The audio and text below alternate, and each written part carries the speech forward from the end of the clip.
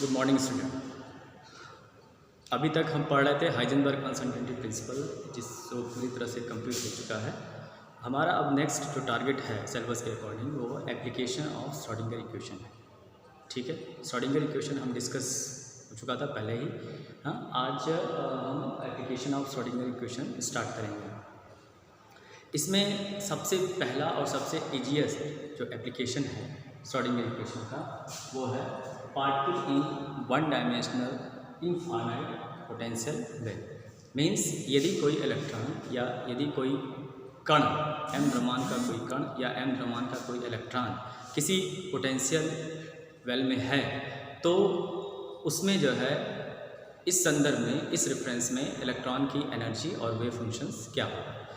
In fact जितने भी problems हैं, मतलब जितने भी एप्लीकेशन हैं श्रोडिंगर इक्वेशंस के, हम उसमें यही निकालेंगे अल्टीमेटली कि उस जो सिस्टम है उसकी एनर्जी क्या है और वेव फंक्शंस क्या है, मीन्स आइगन वैल्यू क्या है और आइगन फंक्शन क्या है। जो तो ये जो हमारा वन डायमेंशनल इनफाइनाइट जो पोटेंशियल वेल है, इसमें आप ध्यान से देखें कि ये जो हमने फिगर ड्रॉ किया है ये इनफाइनाइट पोटेंशियल वेल है, अनंत है ना, अनंत कूप, अनंत विभव का कूप। वेल मतलब कूप, अनंत विभव का कूप है। और वन डायमेंशन कहने का मतलब यह है कि यहाँ पे इलेक्ट्रॉन पर्टिकुलर एक्स डायरेक्शन में जो है ट्रेवल कर रहा है।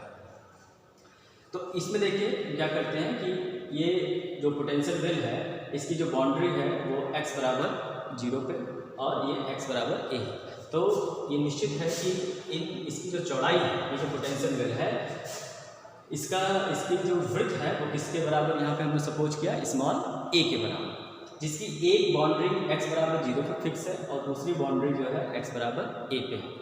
और इलेक्ट्रॉन जो है x बराबर 0 और x बराबर a के बीच क्या है, परिबद्ध, बाउंड।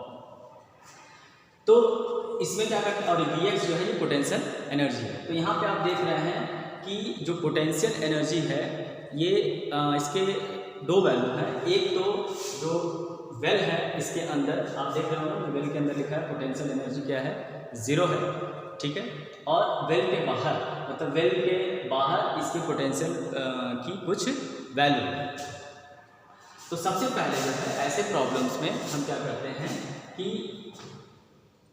ये जो लैंग्वेज में ये चीज़ लिखा गया है इसको हम मैथमेटिकल भाषा में यहाँ पे लिखते हैं। तो सबसे पहले फिगर बनाने के बाद क्या करेंगे कि पोटेंशियल एनर्जी की वैल्यू 0 है for every x lies between 0 and a।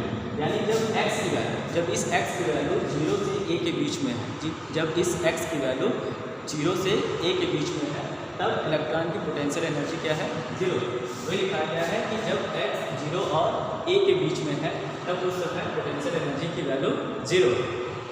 दूसरा कि पोटेंशियल एनर्जी की वैल्यू इनफाइनाइट, अनंत है कब, जब x या तो 0 से छोटा हो या तो इसके इक्वल हो। मतलब यहाँ पे देखिए कि x बराबर 0 पे इस बाउंड्री पे पोटेंशियल एनर्जी अनंत है, या इस बाउंड्री के इधर आगे पोटेंशियल एनर्जी की वैल्यू अनंत है। इसी प्रकार से x बराबर a बाउंड्री पे पोटेंशियल एनर्जी की वैल्यू अनंत है, या x की वैल्यू जब a से ज़्यादा होगी तब पोटेंशियल एनर्जी की वैल्यू अनंत है। यहाँ पे वही चीज़ लिखा गया कि Vx equal to infinite for every x is less than 0, जब x की वैल्यू 0 से कम है या उसके बराबर, 0 से कम है इधर और बराबर है इस बाउंड्री पे। फिर ये वाली चीज़ जो ये लिखा गया है कि x is equal to a, यानी इस बाउंड्री पे जो है v की वैल्यू क्या है, अनंत है, या जब x की वैल्यू a से ज़्यादा है, मतलब इस बाउंड्री के आगे, इस बाउंड्री से आगे पोटेंशियल एनर्जी की वैल्यू अनंत है।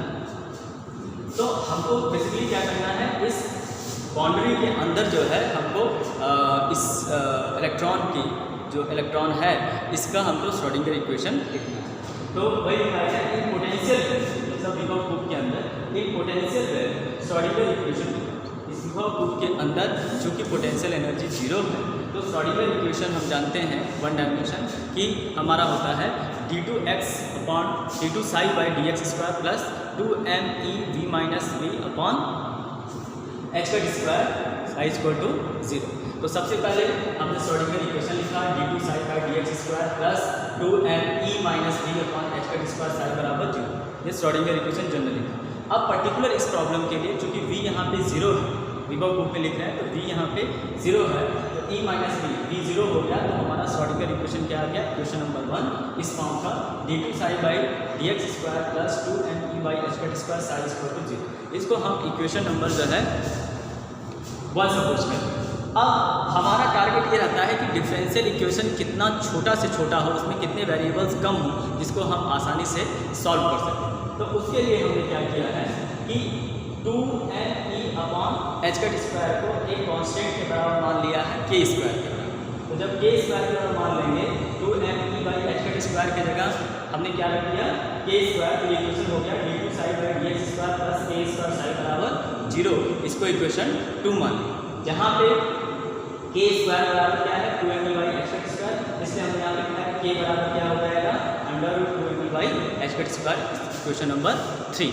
ठीक है, तो उसके बाद सबसे पहले हमने बताया फिगर ड्रॉ करते हैं। फिगर ड्रॉ करने के बाद ये जो हमने लैंग्वेज में जो ऊपर ये कंडीशन लिखा है कि particle in one dimension box, इसको मैथमेटिकली जो है हम इस प्रकार से प्रेजेंट करते हैं। बच्चों को ध्यान देना होगा कि यदि particle in one dimension box है तो इसके लिए ये कंडीशन दिमाग में रखना पड़ेगा मैथमेटिकली कि Vx equal to 0 when x is lies between 0 and a, and Vx मतलब पोटेंशियल एनर्जी की वैल्यू इनफाइनाइट होगी जब x 0 से कम होगा या उसके इक्वल होगा। इसी प्रकार जब x a के इक्वल होगा या a से ज़्यादा होगा, जहाँ पे जो स्मॉल a है वो जो तुम विभव कूप ले रहे हो उसका क्या है वृत्त चौड़ाई बॉटम।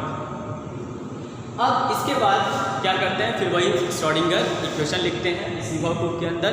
तो हम जानते हैं कि श्रोडिंगर इक्वेशन हमारा क्या है, वन डायमेंशन में d2 psi by dx square plus 2me h cut 2me upon h cut square e minus v psi equal to 0। चूँकि विभव कूप के अंदर पोटेंशियल एनर्जी 0 है, तो जब v की वैल्यू 0 रख दिए तो श्रोडिंगर इक्वेशन विभव कूप के अंदर हमारा क्या आ गया d2 psi by dx square plus 2me upon h cut square psi बराबर 0। ठीक है, इस इक्वेशन को शॉर्ट करने के लिए जो 2me by h cut square है हमने उसको क्या मान लिया k स्क्वायर के इक्वल मान लिया, तो ये हमारा इक्वेशन इस फॉर्म का हो गया d2 psi by dx square plus k square psi बराबर 0, जहाँ पे k square equal to 2me upon h cut square या k बराबर under root 2me upon h cut square. ठीक है, इसके बाद हम क्या करते हैं कि अब इस इक्वेशंस का सोल्यूशन निकालते हैं। ये इक्वेशन नंबर जो 2 है d2 psi by dx square plus k square psi equal to 0, ये सिंपल हार्मोनिक मोशन के ही तरह का समीकरण इसमें प्राप्त होता है। आप जैसा देखते होंगे कि जब तुम differential equation d2 x upon dt square plus omega square x equal to 0 जब इसको सॉल्व करते होगे, हमने बताया भी था एक दिन, तो उसका सोल्यूशन जो है वो psi equal to a e power plus minus i के x कॉम्प्लेक्स के फॉर्म का आता है जो। ठीक है, तो वो कॉम्प्लेक्स के फॉर्म का भी आ सकता है। यदि हम e पावर i के x को ब्रेक करें तो cos के x प्लस i साइन के x। कहने का मतलब ये है कि ये जो डिफरेंशियल इक्वेशन है इसका जो सोल्यूशन है हमारा जो है ये इस फॉर्म का जो है आया। तो इसके बाद एग्जाम में क्या लिखेंगे जो है क्वेश्चन 2 के बाद solution of equation 2 become psi equal to a sine के x plus b cos x, जहाँ पे a और b जो है हमारे आर्बिट्रेरी कांस्टेंट हैं जिनकी वैल्यू हम बाउंड्री कंडीशंस रख के निकालते हैं। फिर नेक्स्ट स्टेप क्या होता है, बाउंड्री कंडीशंस। बाउंड्री कंडीशंस क्या होता है, बाउंड्री पे क्या कंडीशन, जैसे देखिए एक बाउंड्री आपको जो है मिल रही है x बराबर 0 पे और दूसरी बाउंड्री मिल रही है x बराबर a पे। ये पहली बाउंड्री जो है ये वाली बाउंड्री x बराबर 0 पे है और ये वाली बाउंड्री जो है x बराबर a पे है। तो जब इस इक्वेशन में ये दो बाउंड्री कंडीशंस हैं यहाँ पे, क्योंकि दो बाउंड्री है, 3 बाउंड्री रहता है तो 3 कंडीशंस रहते हैं, 3 बाउंड्री कंडीशंस रहते हैं। यहाँ पे 2 बाउंड्री बन रही, एक इधर के रीजन और अंदर के रीजन से एक बाउंड्री और एक अंदर के रीजन और इधर एक अंदर के रीजन और इधर वाले रीजन के लिए एक बाउंड्री जो है।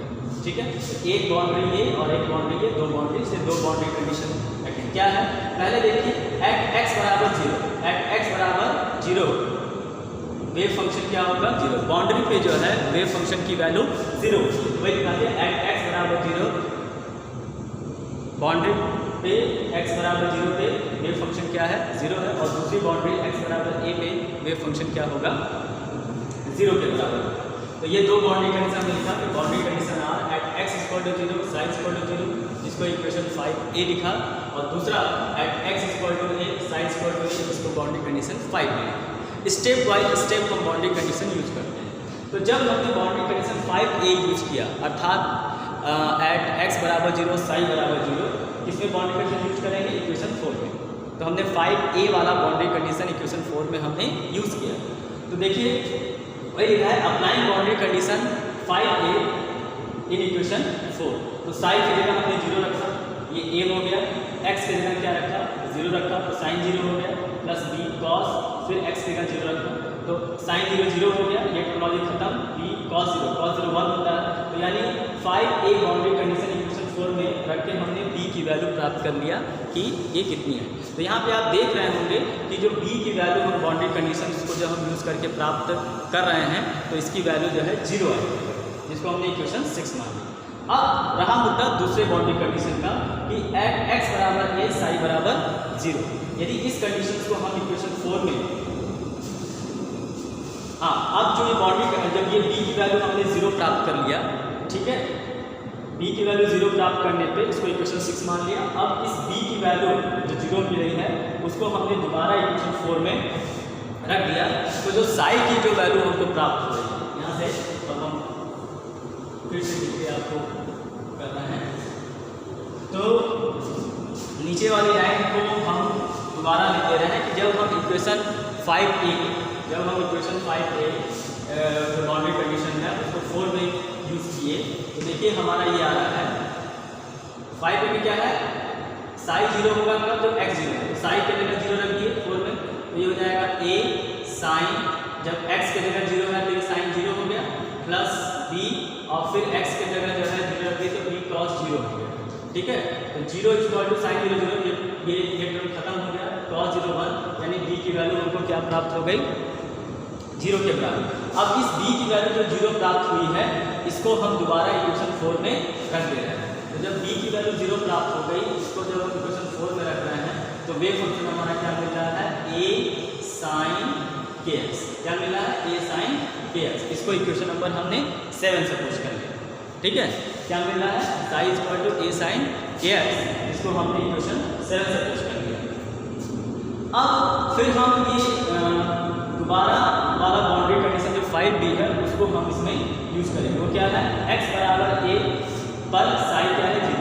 तो अब इक्वेशन 4 में यदि हम 5b यूज करें तो हमको मिलेगा 0 equal to a sine k।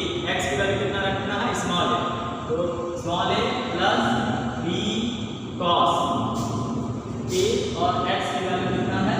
a। तो a sine k plus b cos k, क्योंकि x के लिए हमको a रखना है, उस पर भी साई क्या है? 0, तो ये साई 0। अब यहाँ पे देखिए, यहाँ पे क्या होगा कि आपने ये इक्वेशन निकाला था अभी रख के बाउंड्री 5 पे कि b की वैल्यू 0 आई थी। तो अब b की वैल्यू 0 यदि हम इस इक्वेशन में रख दें, b की वैल्यू 0 यदि हम इस इक्वेशन में यहाँ पे रख दें, ठीक है, तो ये हमारा क्या आ जाएगा? 0 equal to a sine ka plus b की वैल्यू 0 है, तो ये पूरी जो टर्मोलॉजी है वो खत्म हो गई। तो हमारा आ गया a sine k equal to 0। चूँकि a कांस्टेंट है तो इसकी वैल्यू 0 के बराबर नहीं हो सकती। तो since a is not equal to 0, तो this imply sine ka is equal to 0। अब यदि यहाँ पे हम जनरल वैल्यू निकालेंगे, व्यापक मान निकालें, तो ये क्या हो जाएगा? Sine ka equal to sine n pi plus sine n pi, ठीक है। न्यूमेरिकल वैल्यू का अगर साइन 0 हो जाता तो k की वैल्यू 0 यहाँ पे, लेकिन हम जनरल वैल्यू निकालेंगे तो जनरल वैल्यू क्या निकलेगी कि sine k equal to sine n pi. तो दिस इम्प्लाई कि a इज इक्वल टू क्या हो जाएगा? n पाई। इसको हम ऊपर लिख दे रहे हैं जैसे कि एक तो पहले तो हमने लिखा था यहाँ पे कि sine equal to a sine kx, ये एक इक्वेशन। फिर दूसरा हमने बोला कि हम 5b वाले बाउंड्री कंडीशंस को यूज़ किए और यूज़ करने पे जो आया उसको आने दीजिए। इसके बाद हमने जो b इक्वल टू 0 प्राप्त हुआ था उसको भी उसमें रख दिया, तो हमको फाइनली क्या मिल रहा है? Sine ka equal to sine n pi. तो this implies ka is equal to n pi, तो this implies k equal to n pi upon a, ठीक है, k equal to n pi upon a। अब हम क्या करेंगे, k की value लेते हैं, k स्क्वायर बराबर है 2me अपॉन h का स्क्वायर, ठीक है, तो k बराबर k स्क्वायर बराबर 2me अपॉन h का स्क्वायर है, तो k की वैल्यू क्या हो जाएगी, under root 2me upon h का square equal to n pi upon a, ठीक है। अब यदि हम दोनों पक्षों का स्क्वायर करें, तो दोनों पक्षों का स्क्वायर यदि हम कर रहे हैं तो हमको क्या मिलेगा, 2me अपॉन h का square equal to n square pi square upon a square, क्या मिलेगा, दोनों पक्षों का स्क्वायर करें 2me अपॉन h का स्क्वायर, ये रूट हट जाएगा और इधर से हो जाएगा n square pi square upon a square, तो ये हो जाएगा e is equal to 2m a square upon n square pi square h का स्क्वायर, ठीक है, यहाँ देखिए 2me a स्क्वायर बराबर पाई स्क्वायर n स्क्वायर, तो यहाँ से इसको आप क्रॉस मल्टीप्लिकेशन करिए, तो ये हो जाएगा 2me a square is equal to n square pi square h का स्क्वायर, ठीक है, ये आपको दिख रहा होगा, देखिए ये 2me अपॉन h का square is equal to n square pi square का क्रॉस मल्टीप्लिकेशन किया, तो 2me a square is equal to n square pi square h का स्क्वायर, तो यहाँ से e की वैल्यू क्या प्राप्त हो जाएगी, n square pi square h का square upon 2m a square.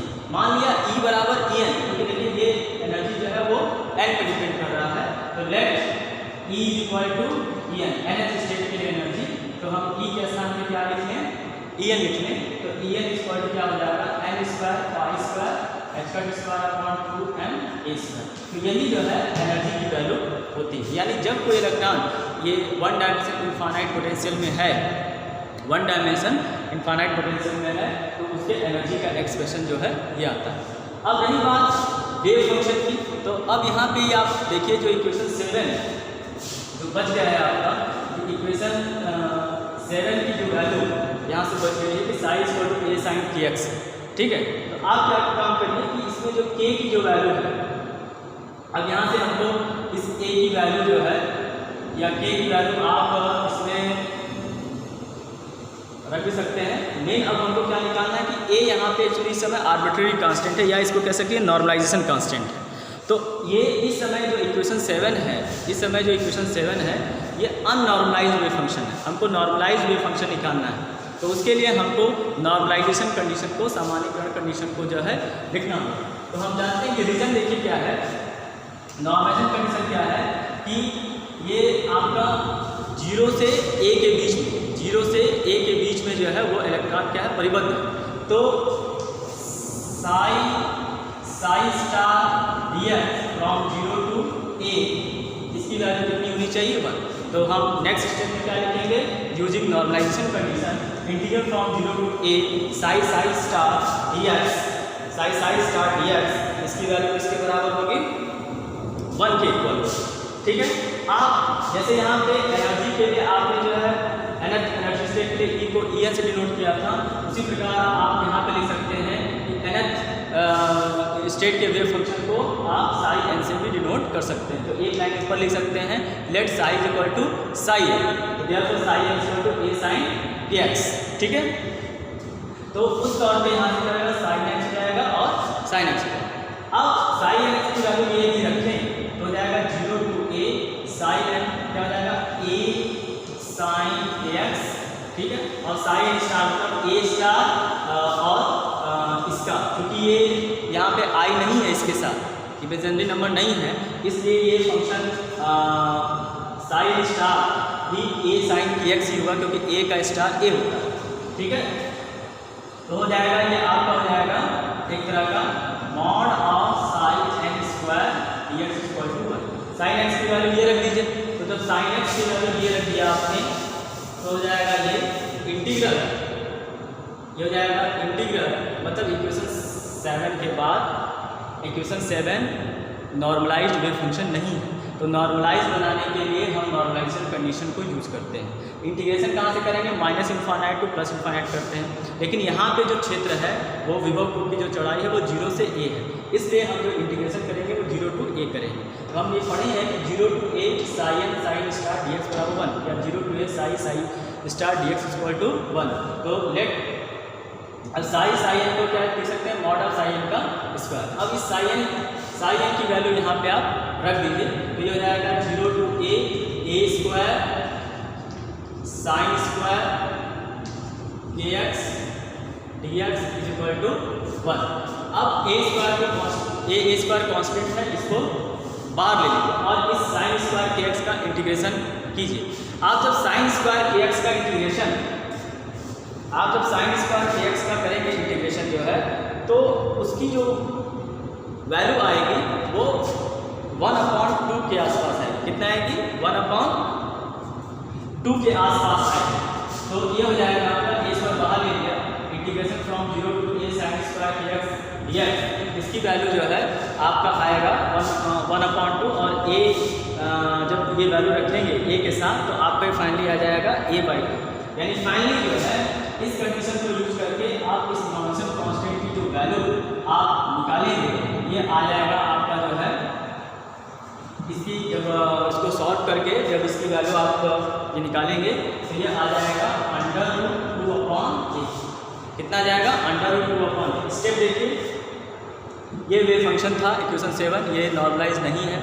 आपने नॉर्मलाइजेशन कंडीशन यूज किया, इस नॉर्मलाइजेशन कंडीशन को यूज करके फाइनली इसी नॉर्मलाइजेशन कांस्टेंट की वैल्यू निकालेंगे जो आपको √2/a मिलेगी, √2/a मिलेगी।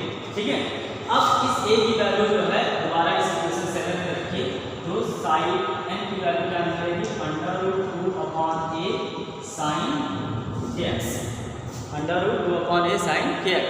अब साइन k की वैल्यू क्या है, k की वैल्यू है आपका √2m फॉर्म ले सकते हैं। तो ये मेन आपका जैसे एनर्जी निकला था कि En = n² पाई स्क्वायर और 2ma², इसी प्रकार वो नॉर्मलाइज्ड फंक्शन की वैल्यू 1 डायमेंशन पोटेंशियल के लिए जो है √2/a sin kx की ये वैल्यू फाइंड हो जाएगी। ठीक है, अब इसके बाद हम क्या करते हैं कि जो एनर्जी लेवल्स है उसको हम ट्रेस करते हैं कि En वाले फार्मूला से एनर्जी लेवल्स कैसे आते हैं, और इसके बाद वेव फंक्शंस का वो हम नेक्स्ट वीडियो में शो करेंगे। तो इसमें जब आप देखेंगे, जब हम उस फार्मूला से En वाले फार्मूला से एनर्जी लेवल खींचेंगे तो उसमें आएगा कि एनर्जी लेवल्स क्या होते हैं, डिस्क्रीट होते हैं जब। ठीक है, तो उसमें यही क्वेश्चन राइज करता है कि 1 डायमेंशन इनफाइनाइट पोटेंशियल को रेफरेंस में करते हुए इलेक्ट्रॉन के आइगन वैल्यू और आइगन फंक्शन में एक्सप्रेशन निकालिए और उसके वेव फंक्शंस और जो एनर्जी लेवल्स हैं उनको ट्रेस कीजिए। ठीक है, थैंक यू वेरी मच।